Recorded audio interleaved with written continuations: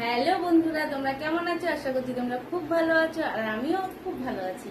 তো দেখো, সকাল সকাল রেডি হয়ে গেছি, শাড়ি পরেছি। কেমন লাগছে অবশ্যই কমেন্টে বলো। আর এই শাড়িটা জানো তো, এই শাড়িটার একটা স্মৃতি আছে। এই শাড়িটা বহুদিন বাদে পরলাম। এই শাড়িটা আমার বিয়ের শাড়ি, মানে বিয়েতে কেউ গিফট করেছিল, তো শাড়িটা পরাই হয় না, সে এরকম নতুনই রয়ে গেছে। একবার মনে হয় পরেছিলাম শাড়িটা, তো ভাবলাম আজকে শাড়িটা পরে নিই। তো আজকে বিপত্তারিণী পুজো, আর কি বলতো, প্রথমটা আমি করতে পারিনি, আর আজকে মঙ্গলবার, আজকে একটা করছি, শনিবারটা করতে পারিনি। তো যাই হোক, এখন পুজো দিতে যাব। সব রেডি করে গুছিয়ে নিয়ে নিয়েছি। জানোই তো কি কি লাগে, 13 রকম ফল, 13 রকম মিষ্টি, তারপরে আলতা, সিঁদুর, বাতাসা, 13 রকম ফল, সবকিছুই নিয়েছি, বুঝতে পারলে? তো রাস্তায় বেশি ভিডিও করতে পারবো না, কারণ কেউ ধরার নেই, বুঝতে পারলে?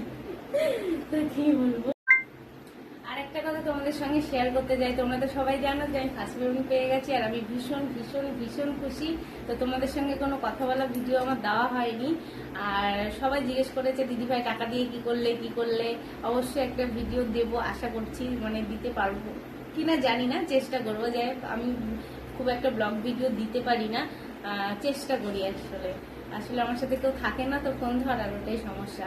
তো আমি প্রথম হচ্ছে এই যে আজকে বিপত্তারিণী পুজো, ফার্স্ট টাকা দিয়ে আমি আমার মানে উপার্জনের টাকা দিয়ে আমি পুজো দিচ্ছি, এটা হচ্ছে সবচেয়ে বড় কথা। তারপরে দক্ষিণেশ্বরে যাব, মায়ের পুজো দেবো। তো আগে হচ্ছে পুজো দিয়ে শুরু করবো, কেন মা ছাড়া সম্ভবই ছিল না। আর মা ছাড়া আমার জীবনে মানে কিছুই নেই, এরকম একটা ব্যাপার। আমি মাকে খুব ভালোবাসি, তো পুজো দিয়েই সবকিছু শুরু করতে চাই। তো এটা ফার্স্ট কাজ, আর যা যা করবো তোমাদের সঙ্গে আশা করি শেয়ার করব। তোমরা এইভাবে আমাকে ভালোবাসা দিও, পাশে থেকো। ফাইনালি মন্দিরে পৌঁছে গেছি। তো দেখো, আমরা মন্দিরের ভেতরে ঢুকে গেছি। আসলে মন্দিরের ভেতরটা একটু ছোট জায়গা। ওই দেখো, ওইদিকে মাকে রাখা, আর পরপর ঠাকুর রাখা, তারপরে বড় বাবা রাখা, তারপরে হচ্ছে শিব ঠাকুর রাখা। পরপর ঠাকুর রাখা, আর ভেতর থেকে লাইনটা করেছিল। আসলে 4-5 জন করে পুজো করাচ্ছিল, তো সেই জন্য একটু ভেতরটা তো দাঁড়িয়ে দাঁড়িয়ে একটু ভেতরটা তুলে নিলাম। ভেতরটা খুব সুন্দর, আসলে লোকের ভিড়ে দেখা যাচ্ছে না, সবাই দাঁড়িয়ে আছি লাইনে। আর কি বলবো, কিছু বলার নেই, খুব কষ্টও হচ্ছে। ভেতরটা ছোট জায়গা, তো ভয় লাগছে কখন ঠাকুরের গায়ে লেগে না যায়। যাই হোক, ভয়ে ভয়ে দাঁড়িয়ে রইলাম। তো পুজো তো দিতেই হবে না।